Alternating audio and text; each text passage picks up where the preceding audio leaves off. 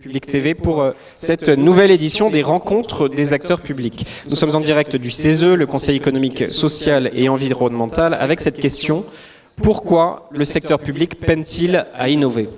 L'action publique semble aujourd'hui incapable de se renouveler, paralysée notamment par des déficits publics élevés. Alors comment retrouver des marges de manœuvre ? Faut-il aujourd'hui revisiter l'ensemble des missions de l'État ? Retrouver une action publique agile, réactive, à l'écoute des besoins des citoyens, passe-t-il par une modernisation des pratiques en matière de ressources humaines ? Comment mieux intégrer toutes les potentialités du numérique ? Pour en parler, j'ai le plaisir de recevoir 4 invités. Rosemarie Van Lerberghe, bonjour. Le micro. Vous êtes présidente de l'Institut Pasteur, ancienne directrice générale de la PHP. Jean Pisani-Ferry, bonjour. Bonjour. Vous êtes commissaire général de France Stratégie. Pascal Pavageau, bonjour. Bonjour. Vous êtes secrétaire confédéral de Force ouvrière. Laurent Bigorgne, bonjour. Bonjour. Vous êtes le directeur de l'Institut Montaigne, un think tank libéral. Jean Pisani-Ferry, France Stratégie a travaillé sur l'innovation publique. Quels sont les leviers qui peuvent être mis en place ? Avant de parler de levier, un mot pour parler d'innovation. Hein. Pourquoi est-ce qu'on met l'accent sur l'innovation ? Ce n'est pas une fin en soi. Je pense qu'on a besoin d'innovation dans l'action publique pour 2 raisons. L'une, c'est pour répondre aux problèmes auxquels nous faisons face. Les difficultés de l'action publique par rapport à des problèmes sociaux, des problèmes économiques extrêmement aigus appellent de l'innovation pour simplement réussir, pour remplir les missions publiques. L'autre, c'est que les mutations qui se passent dans la société changent les attentes des citoyens par rapport à l'action publique, par rapport au service public. C'est-à-dire que ce qui est en train de se passer avec la révolution numérique, c'est une redéfinition de la notion de service. On attend quelque chose de très différent, on attend un nouveau standard, qui est un standard d'instantanéité, de disponibilité 24 heures sur 24, de personnalisation extrême, etc. Et ça pose des questions considérables, parce que ce n'est pas du tout le mode de délivrance des services publics traditionnels. Donc, juste on me dit le micro un peu plus près de... Le micro un peu plus près, d'accord. Merci beaucoup. Alors, est-ce qu'il y a de l'innovation ? Je crois qu'il y a de l'innovation à la fois qui vient d'en haut et qui vient d'en bas. Il y a de l'innovation qui vient d'en haut. Alors, il y a des grandes initiatives. On peut prendre par exemple l'ouverture des données publiques. Hein, c'est un domaine dans lequel il y a une innovation. La France est plutôt en avance. Il y a de l'innovation qui vient d'en bas, c'est-à-dire qu'il y a chez des acteurs des efforts, des inventions pour renouveler les méthodes, les modes d'action, s'adapter au terrain, etc. Le problème, c'est qu'on ne sait pas faire le passage, on ne sait pas bien gérer cette innovation. Pour l'innovation qui vient d'en haut, on ne pratique pas assez l'expérimentation, on ne pratique pas assez le test systématique de ce qui marche, ce qui ne marche pas, de manière à sélectionner les bonnes innovations. L'innovation, il peut y en avoir de mauvaises, donc il faut sélectionner les bonnes. On ne pratique pas assez l'expérimentation suivie d'une évaluation systématique. L'innovation qui vient d'en bas, on ne la promeut pas systématiquement. D'abord, ce n'est pas la culture du service public. La culture du service public, c'est beaucoup plus l'uniformité du service que l'innovation. Donc c'est difficile. Oui. Et quand elle apparaît, on peut la reconnaître, la récompenser, mais on a du mal à la promouvoir et à la généraliser. Nous avons vu, pour prendre un exemple, nous avons vu récemment à France Stratégie un enseignant qui avait innové, introduit des pratiques pédagogiques pour des élèves en difficulté, des classes extrêmement hétérogènes. Il nous a expliqué ce qu'il faisait, il nous a expliqué que ça marchait, il nous a expliqué qu'il avait reçu un prix de l'innovation. Et puis en concluant, il a dit, mais bien entendu, quand l'inspecteur vient, je fais une classe normale. Oui, c'est... Ça, c'est le problème, si vous voulez, de faire, à partir d'innovations qui viennent d'en bas, qui viennent du terrain, d'avoir la capacité de sélectionner les bonnes et ensuite de généraliser. Ça, on est très mauvais pour ça. Il est pourtant essentiel que l'innovation vienne du terrain. Rosemarie Van Lerberghe, vous avez une longue expérience professionnelle dans le secteur public, dans le secteur privé. Est-ce qu'il y a des freins au changement qui sont propres au secteur public que vous avez identifiés pendant votre carrière ? Oui, tout à fait. Je rejoindrai mon ami sur le fait qu'il y a un potentiel de motivation, de mobilisation très important du côté du public, d'ailleurs avec un niveau de compétence très élevé. Mais je pense vraiment que le problème est un problème d'organisation, de management et de gestion RH. J'ai vraiment pris conscience de ça, mais il y a exactement 12 ans, il fait très chaud aujourd'hui. Vous vous souvenez qu'il y a 12 ans, il y a eu la canicule, événement non prévu, on ne savait pas ce qu'était l'hyperthermie, on ne savait pas que la chaleur pouvait tuer. Eh bien, vraiment, je peux témoigner, je suis remontée de vacances, de la mobilisation absolument extraordinaire des hospitaliers. Et là, donc, dans cet état de stress, je crois que c'est la même chose à EDF, quand il y a la tempête, les acteurs publics sont impressionnants.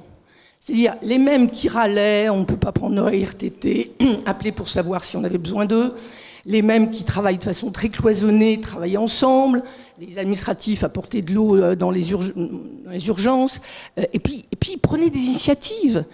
Alors ça va vous paraître ridicule, mais moi je trouve que c'est de l'intelligence à l'état pur. Je me souviens qu'à la Riboisière, dont les urgences sont sous une verrière, il y avait quelqu'un qui avait mis un tuyau d'eau qui coulait en permanence. À Mont-d'Or, il y avait quelqu'un qui avait imaginé de mettre un ventilateur derrière un bac à glace. Enfin, oui. Partout, il y avait de l'innovation. Et donc, pour moi, l'équation, c'était vraiment comment faire, comment mobiliser ces capacités, je veux dire, sans le stress voilà, sans le stress tel que la canicule ou une tempête. Et c'est vraiment, je crois, un problème d'organisation, de management. Et là, il y a beaucoup, beaucoup de freins. C'est peut-être, Laurent Bigorgne, c'est pas dans la culture finalement du secteur public d'innover, de multiplier ces innovations, de les généraliser ? Il faut surtout pas faire de procès d'intention. Ce qui est dommage, c'est qu'on a évoqué là une crise importante. On a peut-être du mal à voir ce que la crise fait surgir et puis à le reprendre et à dire au fond il y a des choses qui marchent très très bien dans la crise parce qu'à un moment on va catalyser et puis il y a un moment on va aussi passer des lignes qu'on n'a pas l'habitude de franchir. Oui. Comment on fait après la crise pour utiliser tout ça ? Moi, il y a 3 choses qui me frappent quand on parle d'innovation. Je préfère d'ailleurs peut-être le mot innovation au mot réforme, qui commence, je vais utiliser un mot un peu vulgaire, mais à être cramé dans l'esprit des uns et des autres, parce que quand on entend réforme, on entend d'abord et avant tout effort budgétaire. Et je pense que la question que vous posez, c'est une question politique. C'est-à-dire que si je regarde au fond qui est coupable de la non-innovation dans le secteur public, pour moi c'est d'abord et avant tout le politique de droite comme de gauche, qui aujourd'hui ne parle plus que d'ajustement budgétaire. Il a raison en soi, hein. C'est important, je serais un des premiers à le dire, mais on ne peut pas parler que de ça. Si on veut mobiliser des fonctionnaires, si on veut mobiliser l'encadrement intermédiaire, si on veut mobiliser les femmes et les hommes sur le terrain, il y a un moment ou un autre, il faut redonner du sens. Et il faut effectivement être capable de dire ce que l'État doit faire, ce que les agents de l'État doivent faire, ce que les collectivités locales doivent délivrer. Et c'est vrai que de ce point de vue-là, il n'y a plus de délibération, il n'y a plus de discussion, il n'y a plus de débat politique sur ces enjeux. On est enfermé et on s'est laissé enfermer par une classe politique qui est court-termiste. Donc ça, c'est un premier point. Et peut-être deuxième point qui, à mon avis, aujourd'hui, vient empêcher l'innovation, c'est le morcellement. Alors, il y a quelque chose de formidable dans le morcellement parce que c'est aussi la décentralisation de la responsabilité.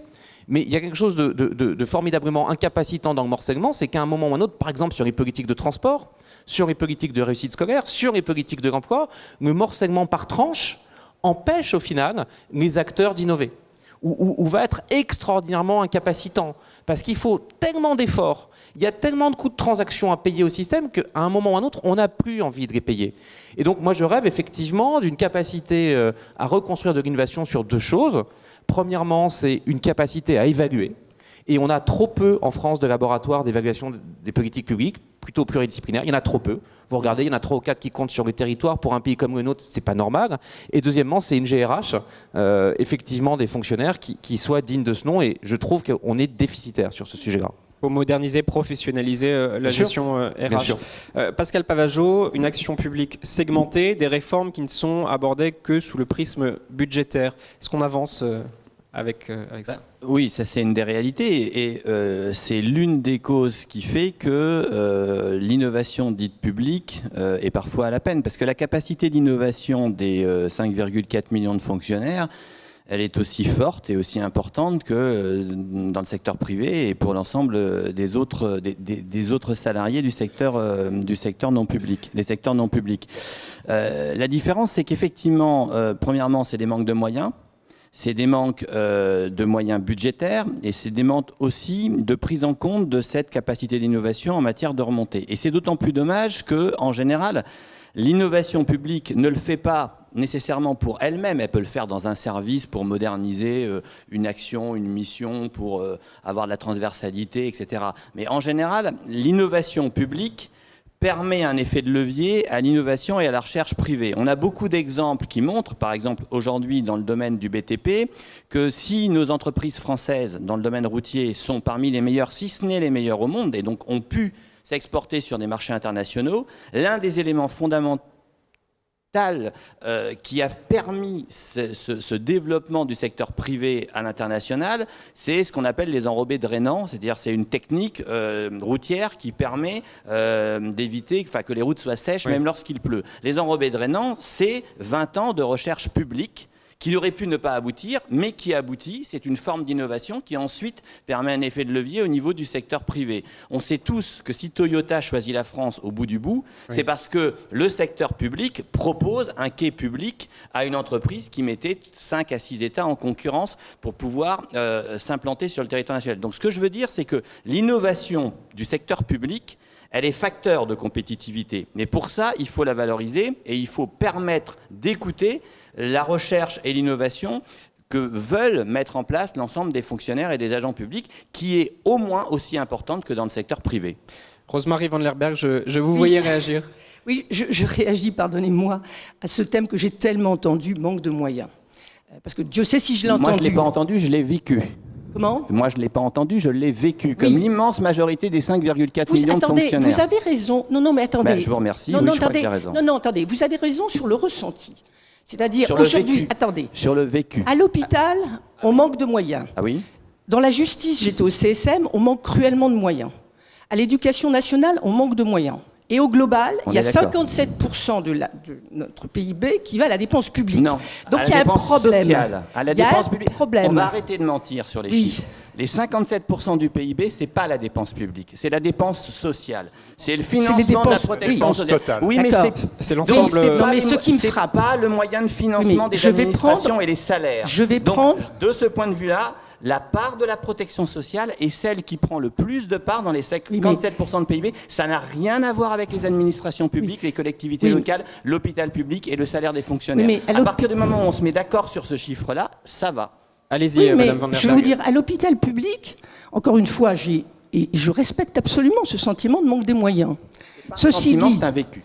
Non, je vais vous dire, le problème, c'est qu'en effet, il y a des endroits où on manque cruellement de moyens, il y a des endroits qu'on conserve qui n'ont plus leur raison d'être. Je suis désolée, mais quand j'étais à la PHP, il y avait encore des lits, donc de l'hospitalisation complète pour des gens atteints de sida, alors que l'innovation, ça avait été les trithérapies et l'ambulatoire.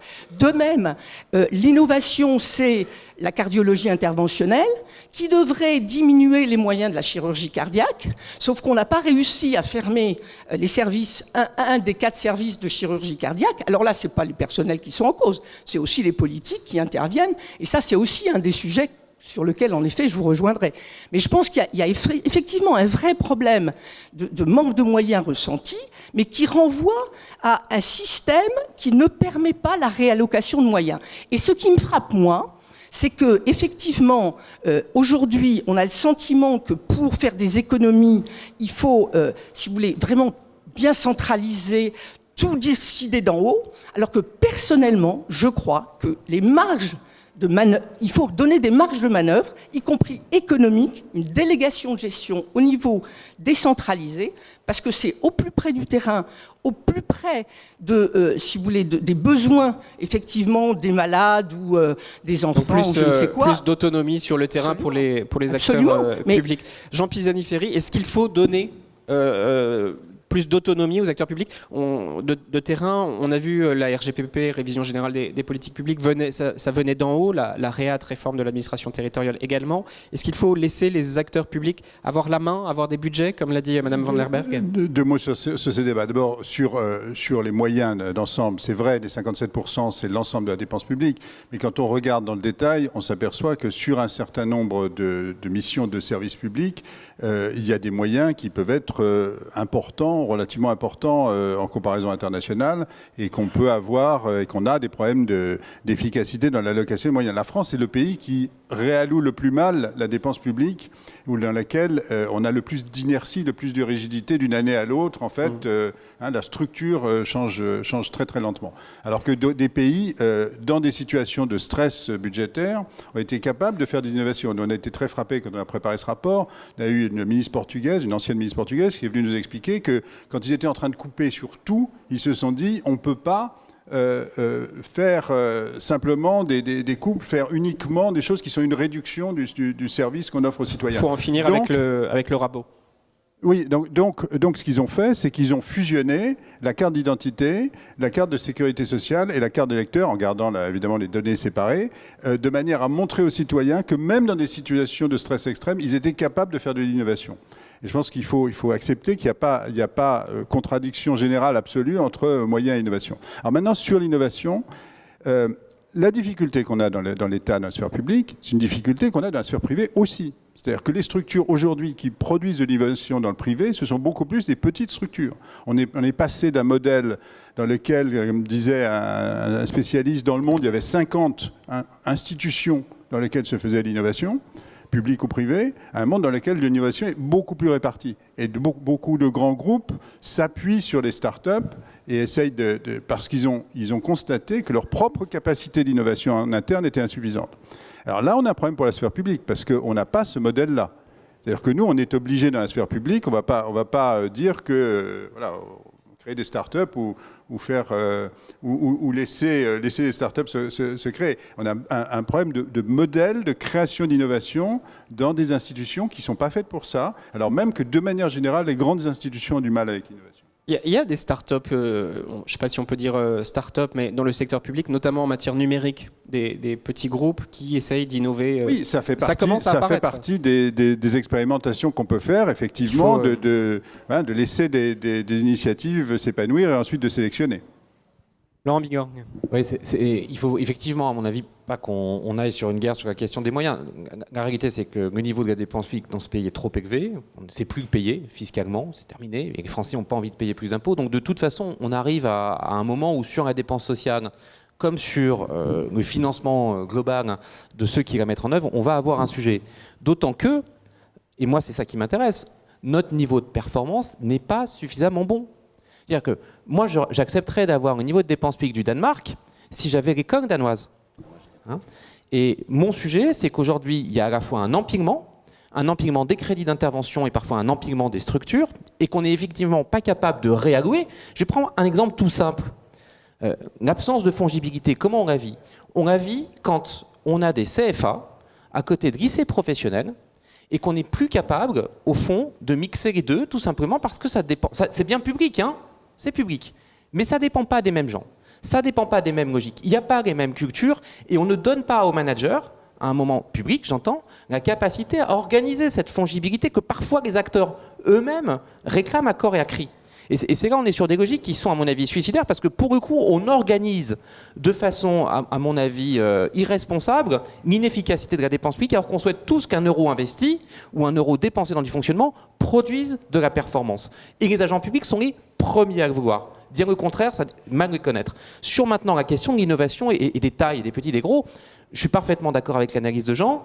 Je rajouterais qu'effectivement, j'ai regardé dans l'hôpital, par exemple, des exemples de télémédecine. On avait des équipes de médecins extraordinairement en avance. Il y avait juste un problème, c'est qu'il n'y avait pas de modèle économique. Et qu'on voyait des trucs formidables se faire pour essayer de pallier à un moment ou à un autre en dermatologie notamment, des carences de population médicale. Et donc on voyait des centres de référence commencer à faire de la consultation en télémédecine. Et puis au moment où on arrivait un peu à la soutenabilité de l'ensemble, on se rendait compte qu'on ne savait pas. Il n'y avait pas de culture du modèle économique et on ne savait pas faire. Donc effectivement, il y a quand même à un moment ou à un autre une culture qu'il faut pouvoir changer et accompagner, parce qu'il faut accompagner les gens. Pascal Pavageau, peut-être. Juste un mot là-dessus, parce que là où il y a effectivement une question de moyens, c'est que quand on crée quelque chose, quand on démarre quelque chose, à un moment, il y a une mise, il faut investir. Et la capacité de l'État d'investir sur des nouvelles innovations qui sont prometteuses est extrêmement faible. Et là, il y a un problème de moyens, mais c'est un problème de capacité de dégager un budget d'investissement. On n'a pas de budget d'investissement. Je suis assez d'accord. Il y a 20 milliards de CUCE qui servent à rien. Je propose qu'on les réaffecte sur l'investissement productif au niveau des services publics. Donc à un moment donné, je pense qu'il faut qu'on arrête. Il faut qu'on repose aussi la vraie question sur le service public. Le service public et les services publics et les fonctionnaires et les agents publics au service de quoi? Au service des besoins publics.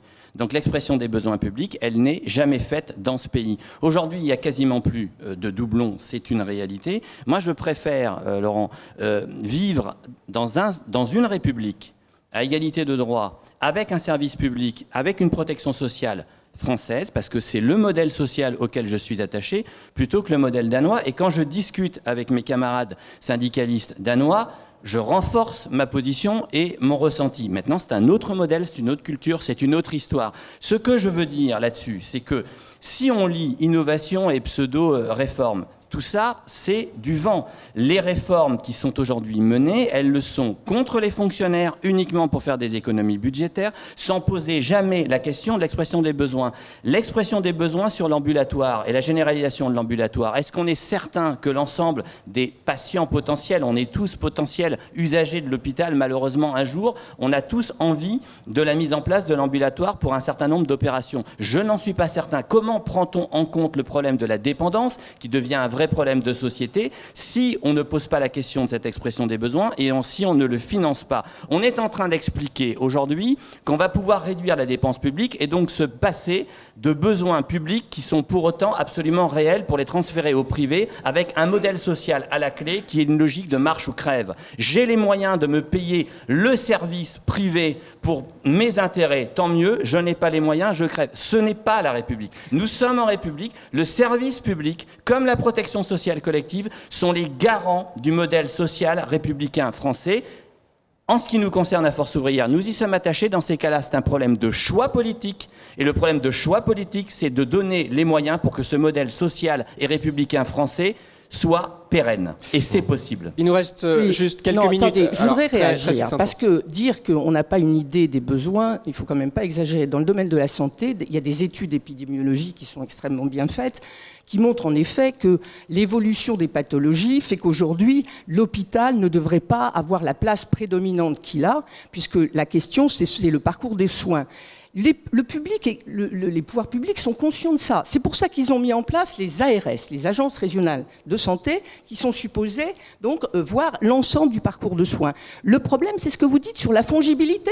Aujourd'hui, les ARS sont interpellés pour mettre en place une réallocation des moyens dont ils n'ont pas justement le moyen, puisqu'ils ne peuvent pas financer une économie, par exemple, par une économie à l'hôpital, une amélioration des soins en ambulatoire ou pour la dépendance. Donc si vous voulez, ce cloisonnement, notamment des financements, vous parlez de la dépendance, je vais vous dire, c'est financé par l'assurance maladie, par les conseils généraux. Par exemple, dans une maison de retraite, une aide-soignante est financée à 2/3 par l'assurance maladie, par le tiers par le conseil général. C'est vraiment pourquoi faire simple quand on peut faire compliqué, parce que ça suppose effectivement qu'ils se mettent d'accord. Juste, il nous reste quelques minutes. J'aimerais qu'on dise un mot sur la gestion des ressources humaines. France Stratégie, vous avez... On peut conclure quand même sur les besoins, parce que Pascal D'accord, vient de faire une tirade à laquelle il faut... Allez-y, puis on dira un mot quand même sur la gestion des ressources humaines. Je suis d'accord sur les besoins.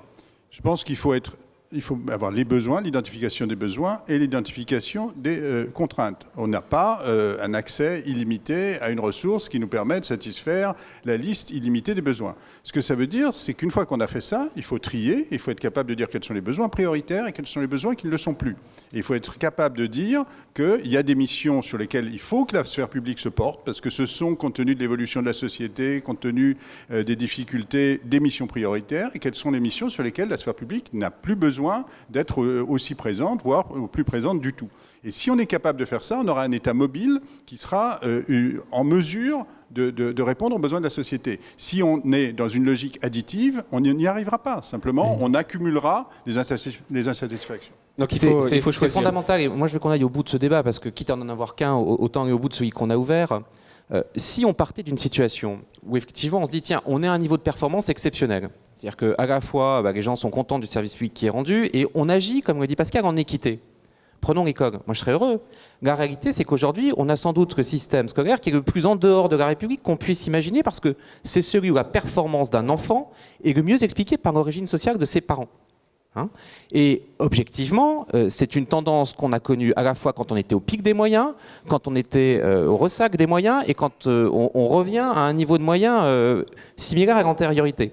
Donc je veux dire par là qu'à un moment ou à un autre, il faut aussi de la transparence dans ce débat, et il faut aussi admettre qu'aujourd'hui, derrière les mots, on est face à des droits formels, donc tout le monde a le droit d'avoir une éducation qui ne satisfont pas les droits réels.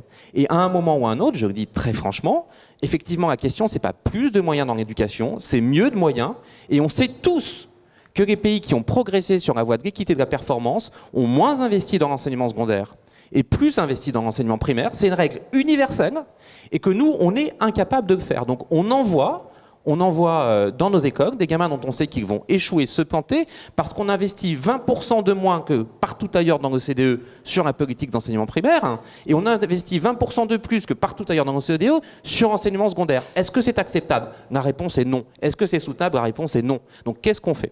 Et c'est ça la fongibilité. Et quand le gouvernement essaye de donner des marges d'autonomie au collège, vous avez vu le vent de fronde, parce qu'il y a vraiment il y a un problème que je voulais soulever, c'est la suspicion. Moi, je trouve qu'un des problèmes de la fonction publique, comparé à ce que j'ai pu connaître ailleurs, c'est que c'est un manque de confiance. On ne fait pas confiance dans le manager, qui par définition est un autocrate en puissance. Et on se pose toujours la question, finalement, en cas de conflit, qui va décider? Alors que le vrai sujet, dans ce monde justement où il y a beaucoup d'acteurs, c'est comment faire converger les volontés, l'action au bénéfice des patients. Et pour ça, effectivement, ça ne peut pas se faire au niveau national, ça ne peut se faire qu'à un niveau plus décentralisé.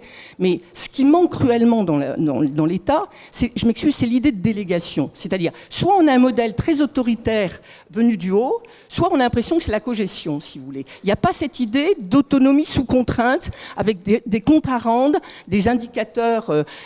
L'usage qu'on a fait des indicateurs est malheureusement totalement dévoyé. Mais cette culture, effectivement, de l'évaluation, du tableau de bord, de c'est quoi les objectifs principaux, je mets quels indicateurs qu'on va d'ailleurs changer pour mesurer les résultats, c'est ça qui fait défaut. C'est apparu dans le secteur public il y a quelques années, mais ça infuse pas, comme on dit. Le mot de la fin, Pascal Pavageau.